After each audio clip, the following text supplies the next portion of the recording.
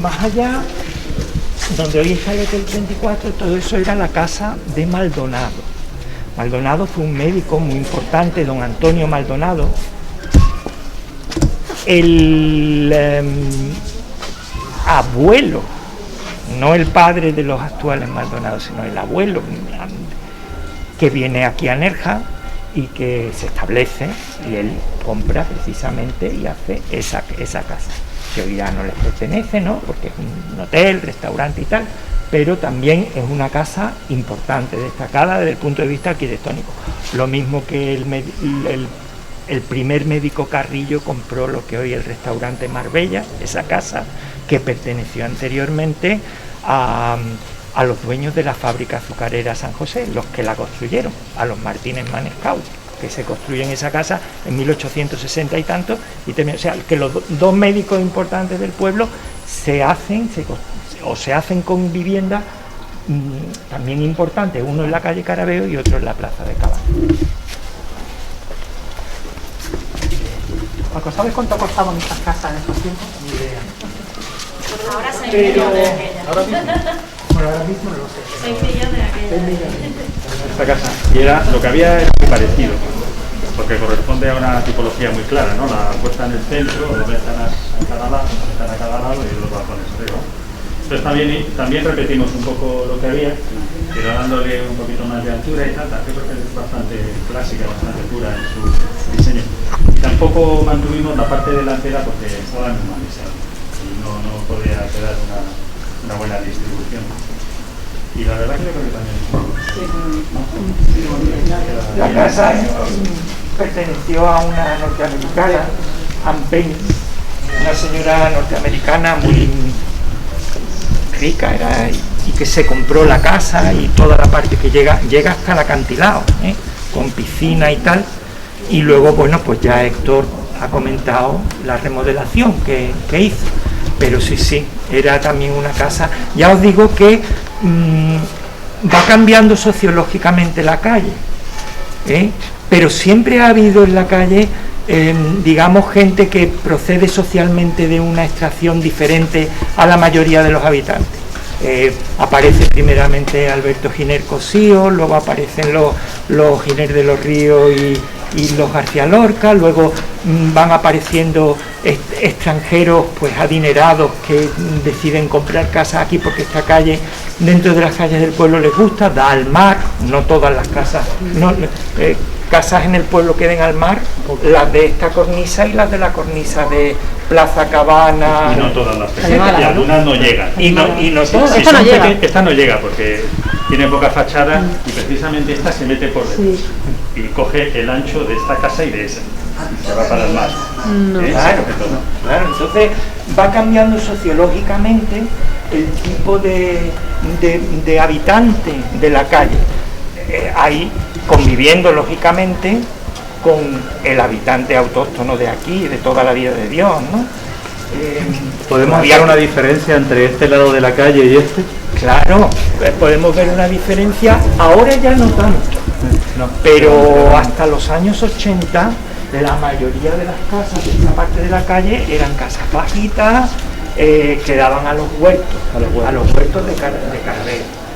Mientras que este tipo de casas ya habían sido parcialmente colonizadas por compradores foráneos, pues que tenían casas que daban a los acantilados o que daban al mar, desde los cuales se ve el balcón de Europa, o sea, era otra historia, lógicamente, pero eso sucede en todos lados, no solo en la calle Carabeo.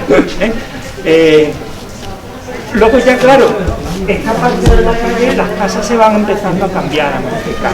Se van demoliendo algunas antiguas, se construyen otras nuevas ya de una altura más, va cambiando, va modificándose, de manera que ya no vemos mucha diferencia, si la hay, pero exteriormente, en cuanto a altura y tal, entre un lado y otro de la calle, pero si la hay.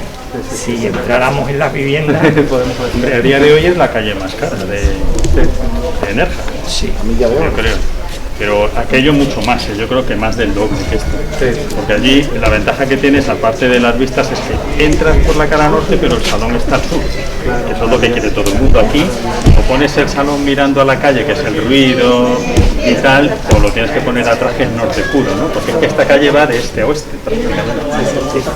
Y esto en una calle como Carabeo, en una época como principios de los 80, donde todavía prácticamente todo el casco histórico del pueblo se mantenía, no se había intervenido gran cosa, una construcción de este tipo era absolutamente novedosa. Además, yo quisiera destacar ese saliente, ese ángulo, ese cuerpo saliente que hay en mitad de la casa. Es verdad, muy escultórico, ¿no? Porque eso lo vamos a ver hecho por otros arquitectos, por Pérez Pita y Jerónimo Junquera, más adelante en los apartamentos que luego vamos a ir a ver al final de la calle.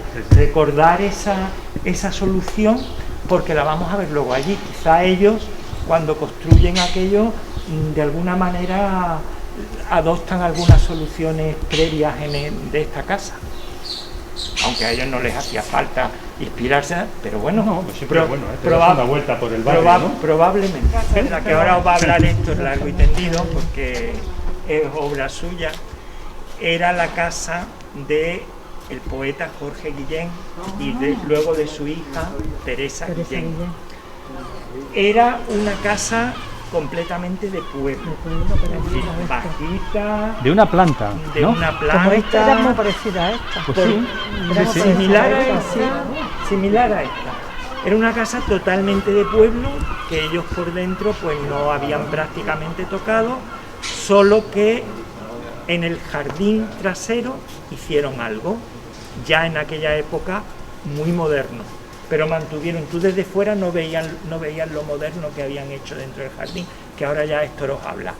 Y bueno, esa casa ya no tiene nada que ver con lo que... No, esta no. Esta es un cuerpo intermedio, digamos, la entrada, que da o conecta con la casa que fue ampliación de la casa antigua, ¿eh? Entonces la casa antigua sí se demolió por deseo de los propietarios, que igual no había hecho falta, pero bueno, también querían demoler la casa moderna, la ampliación. Entonces yo les advertí, digo, esa casa tiene mucho valor arquitectónico, está valoradísima y aparecen decenas de libros de arquitectura en todo el mundo y tal. Entonces ya ellos se quedaron pensando y los convencí para que, bueno, vamos a demoler la parte de la calle y ya conectamos con aquello, que no fue nada fácil, porque es una arquitectura muy especial la que había hecho Junquera y Pérez Pita. Era una obra a través de los mismos arquitectos, ¿eh? Estos de los que hemos hablado antes en Carabeo, ¿qué número era? 18, ¿no? 18. Vale. En ese lado, concretamente, por lo que yo recuerdo cuando se hizo la obra, esta parte de abajo, vistas al mar, casi todo es un garaje, hay una parte grande de garaje, por lo menos, ¿no? Sí, hay un trocito, esta parte es garaje, sí, pero luego ya por detrás nos separamos del edificio colindante con un patio, o sea que la casa no va. Está llena de patios. Yo recuerdo al ver la parte de la obra que decía, joder, va a tener mejores vistas el garaje Pero el garaje se queda muy aquí. Aunque sí que es verdad que en estas casas ya, a medida que vamos terminando la calle Carabeo, los acantilados cada vez están más cerca de la casa. Es decir, que allí eran enormes, o sea, tienes que recorrer, vamos, cada vez un campo de fútbol, ¿no? Y al final de calle Carabeo, que ya la estoy viendo desde aquí, pues ya la última casa está encima del acantilado. O sea, que va como un triángulo, pues, es decir, que esta casa no está ya tan lejos del mar. Desde que abres la puerta ves el final del acantilado, ¿no? Y bueno, yo os quiero decir que yo me quedé muy satisfecho de mantener este edificio, porque me parece maravilloso, y además yo lo estudié, cuando estaba estudiando arquitectura, así de muy jovencito, nos lo ponían, yo no sabía ni dónde estaba, ni nada, y durante años lo estuve buscando, ¿dónde estará esto? Igual me lo he inventado, y luego pues tuve la suerte de que me encargaron el proyecto y les convencí, y vamos, la recuperación de la edificación fue rigurosa, vamos, yo intenté tocarla lo menos posible porque está muy bien hecho. Los arquitectos eran muy buenos. Para que la gente se haga una idea, ¿qué era ese edificio? Bueno, esto era una casa de pueblo, ahí estaba la cocina, una serie de salones, de dependencia, y inmediatamente se pasaba al jardín, que llegaba al acantilado y donde había una piscina. Entonces parece que la familia propietaria tenía necesidad, ellos venían de verano, tenían invitados, de contar con habitaciones que la casa antigua. Entonces la idea era construir en el jardín una casa. Pero ¿cómo lo hacían? Porque si se construía una casa entre la casa y el acantilado en medio del jardín, se impedía el acceso. Entonces se construye toda una crujía elevada, es elevada. Creo que hay estructura metálica, ¿no? Sí, se hizo todo con estructura Una metálica. estructura metálica elevada de manera... Sobre 4 pilares solo, ¿eh? Con pilares, de manera que hay continuidad, tú pasas por debajo de esa parte de la casa para acceder a la piscina y al borde de la acantilado, ¿eh? Pero tú desde fuera no ves ese elemento, está dentro del jardín, pero tú desde aquí no lo ves, de manera que no sobresale visualmente, ¿eh? Y entonces eso es lo que hacen Jerónimo Junquera y Estanislao Perespita, mientras se mantiene la casa tradicional.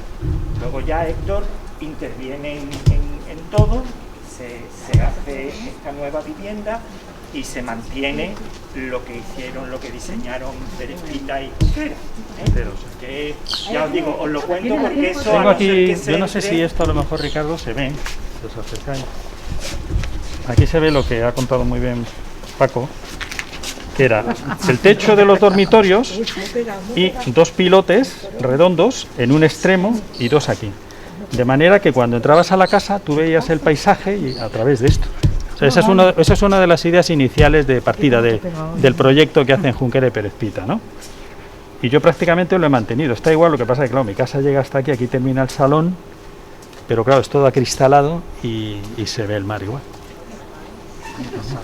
Muy bonito, una idea muy original. Toda la pena, hombre, tirarlo. Yo digo una cosa, ¿por qué el ayuntamiento?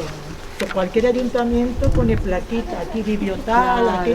Pues eso estaría un poco bonito. de historia, de enseñar. Incluso yo creo que Esa es la construcción que hicieron. Aquí se ve también, sí, aquí se ve también muy bien. Esta es una fotografía tomada desde dando la espalda al mar.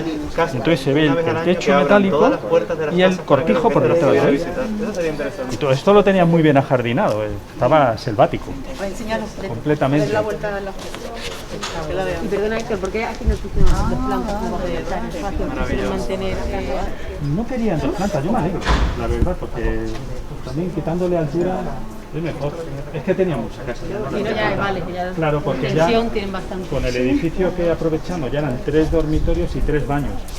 Ya era muy moderno, es de hace casi 50 años la casa, pero ya era dormitorio y baño, como hoy en día, cuando en aquellos tiempos no era así. Entonces ya aquí pues les cabe todo.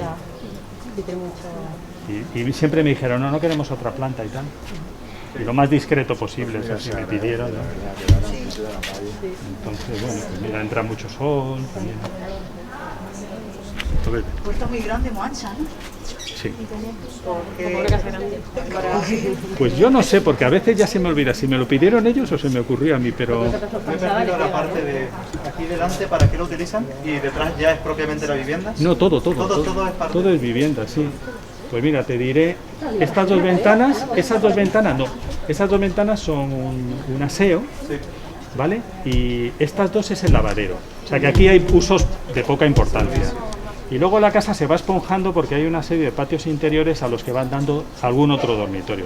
A ellos les hice 2 dormitorios dentro y la cocina está comunicada al salón, pero da un patio interior también, con una pérgola, o sea que pueden disfrutar bastante del interior y del exterior.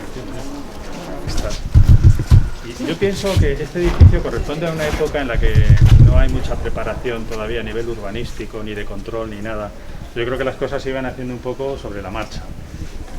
Alguien vino, algún promotor y bueno, seguramente no había, por supuesto ya sabéis que hoy en día está el plan general, antes estuvo las normas subsidiarias de planeamiento y anterior un documento que se llamaba el Libro Blanco de la Costa del Sol, y con eso se hacía todo. Y en aquellos tiempos se hacían 2000 viviendas en cada pueblo al año, una cosa bárbara. Entonces, yo creo que esto es anterior incluso. Y claro, al carecer de normativa, pues más o menos, oye, llegaba un promotor, yo quiero hacer aquí este bloque, lo mirarían de alguna manera, pero no había nada que dijera que sí o que no, pues le dirían, oiga, pues hágalo. El resultado, pues, después de tantos años, un poco raro. Tiene un montón de plantas, llega al mar, porque ya os he dicho que el acantilado se va cerrando bastante y ya está casi encima del mar. Este bloque prácticamente se está encima. Y tiene 4 plantas. Esto ya hoy en día no se podría hacer, son edificaciones que se quedan fuera de ordenación. Entonces, ¿qué pasaría? Que en el momento en que alguien se demoliera ya tiene que ajustarse a las normas actuales, ¿no? Que son alineación obligatoria, 19 metros en planta baja y 16 en planta primera, y solo 2 plantas, ¿no? Por eso de vez en cuando nos encontramos edificios antiguos hechos de esta manera. ¿Esa mole es el hueco del ascensor? ¿O cómo? Ese es el hueco de la escalera y el ascensor. ¿Verdad? Sí, esa mole ahí. Sí. Parla el árbol. Es muy posible, de todas formas, que en honor a la verdad y la arquitectura y la historia ha pasado por muchos momentos, ¿no? Las torres estaban muy bien vistas en tiempos, ¿eh? O sea, de que llegara una persona como en Castilla Pérez, había visto las torres que hay tan enormes. Esto era... Nadie quería vivir en casas antiguas, viejas, o sea, hombre, esto de los ascensores y cuanto más alto mejor, esto cambió la perspectiva de la vivienda de mucha gente, ¿no? Y no era tan mal visto. Luego, claro, al cabo de unos años, cuando empezaron a ver aquella mole, dijeron, aquí falla algo. Pero cuando lo hacían no eran tan inconscientes ni tan malos. Eran conscientes de lo que hacían, pero pensaban que estaba bien, la verdad. Pero bueno, ahora yo creo que vamos centrando y que cada vez vamos teniendo las ideas más claras. Yo creo que estamos en un buen momento ideológico. Ya es tarde. En muchos aspectos, en urbanismo y en arquitectura, seguro. En la España de los años 60, 70, el piso, y la palabra piso era... Me compré un piso. Quien se podía comprar un piso, y un piso era en un bloque. Sí, sí, sí. Hay una película de Berlanga, El pisito. Es decir, el que se podía comprar un piso, el que vivía con los abuelos, los padres, porque el concepto de familia en los años 50 en España no tiene nada que ver con el concepto de familia que tuvimos después. El gran premio del 1, 2, 3 era un piso en Torrevieja. Efectivamente. Efectivamente. Y si tú vivías en una casa de aquí, de Carabeo, o de cualquier otra calle del pueblo, bajita, con habitaciones que no tenían ventilación, porque en muchas de estas casas las habitaciones tenían ventanas, pero daban al interior de la casa. Y de repente un piso alto, luminoso, en un sitio moderno, de nueva construcción, era deseable, pero para todo el mundo, vaya. Entonces hay un periodo de... Luego ya hay una valoración de la arquitectura tradicional, de los conjuntos históricos, pero hasta entonces, incluso la intervención de una arquitectura moderna, novedosa, ¿no? Pero hasta entonces hubo ahí una especie de interludio donde todo lo que se construyera de 5 o 6 plantas para arriba era una maravilla, y si tenía ascensor, bueno, sí, y baño, cuarto de baño, en fin, ducha. Se quedó en unas manos que ha dicho vamos a protegerlo. Claro. Yo recuerdo que una visita que hice en Girona, la parte antigua, que es flipante medieval, fue porque el alcalde dijo no se construye, no se hace nada, que fue Joaquín Nadal. Fue alcalde de Gerona, y dijo esto no se toca. Fíjate lo que vale la parte medieval ahora de Gerona, donde se rodó el perfume y todo eso, lo que vale ahora todo eso, pero fue el alcalde que dijo con sus dos, dijo no se toca.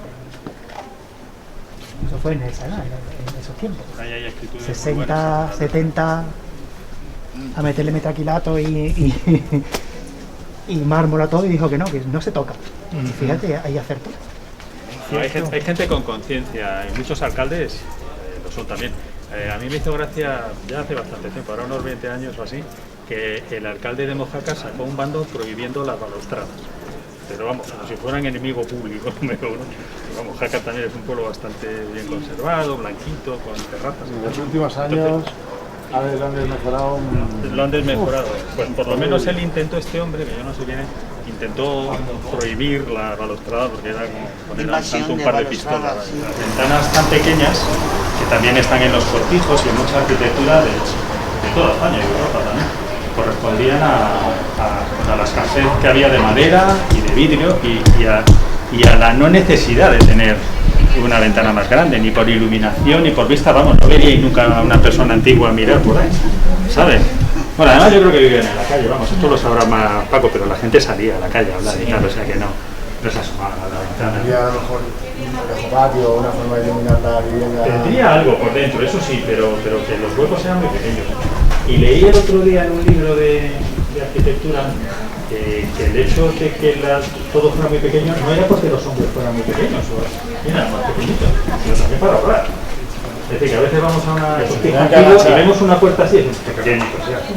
Y es verdad que mi abuelo era así, pero que también había que ser alta, ¿no? Y era un poco por economía. Porque, claro, es que la piedra y barro casi no está. Eso sí que era barato, se llegan los sábados o los domingos madres y ahí se hacían las cosas. Y materiales. Y también hay una cosa que hay que tener en cuenta, y es el factor social de quién vive en una casa.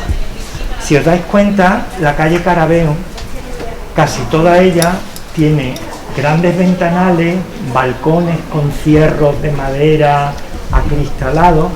Es el típico concepto de la casa burguesa, doméstica.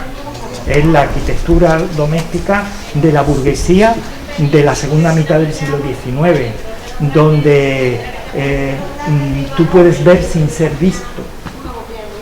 Es que el concepto, la mujer burguesa no se mezcla con la calle, la trabajadora, la campesina se mezcla en la calle con la gente, pero es un concepto que hay. Y entonces, tanto en las ciudades como en pueblos, como la calle Carabeo de Neja, que de alguna manera la gente que históricamente vive en esa calle, por lo menos en el tramo inferior, es gente potente, perteneciente a la élite, a la burguesía agrícola, propietaria, etcétera. Se construyen esas casas donde veis que tienen grandes ventanales, balcones con cierros para ver sin ser visto.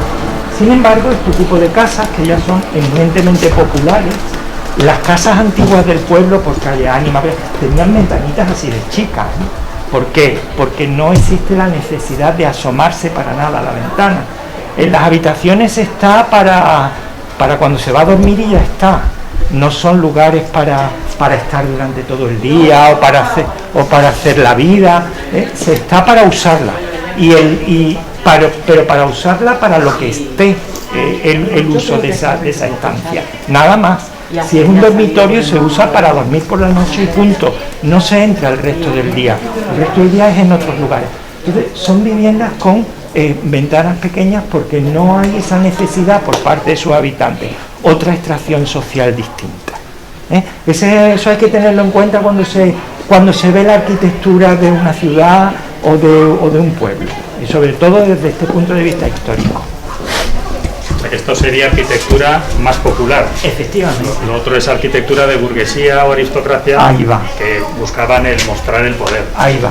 Las casillas bajas del pueblo que por dentro tenían los tejados con madera, rollizos, con pinos y carnizo, encaladas, los techos de color más oscuro para no tener que pintarlo tanto y eso. Tenían ventanucas así, casi todas, en calle Granada, lo que pasa es ya apenas quedan porque se han ido demoliendo y los dueños han construido una casa nueva y a ser posible con el pica pica para poder tener debajo un almacén o poder meter el coche o lo que quiera que sea, pero las ventanas eran así, de este tamaño, todas pequeñitas.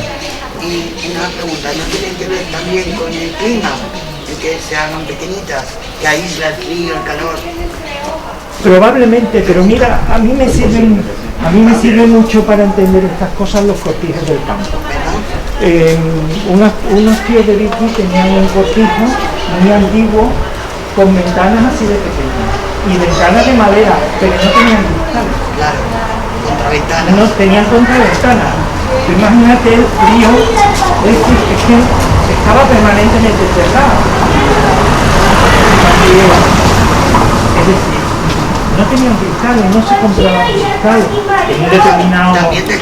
en un determinado, pero no creo que fuera por un tema de calor, es simplemente porque no se podía o no se tenía o lo que quiera. No, pero hay motivos también, es verdad que a lo mejor lo que pasa es que no sé cómo poner todas las teorías juntas, pero sí que es verdad que les protegía más una ventana pequeña contra el calor y contra el frío, o sea que habría un poco de mezcla de todo y si encima se ahorraban el dinero y el sobreprecio. Es decir, la ventana para qué sirve, para ventilar la casa, no para asomarte a ver nada. Eso desde el punto de vista sociológico. Es decir, el concepto, tú tienes una casa y tienes una ventanita y que sea lo suficiente para que la abras y puedan ventilar y punto, no sirve para otra cosa.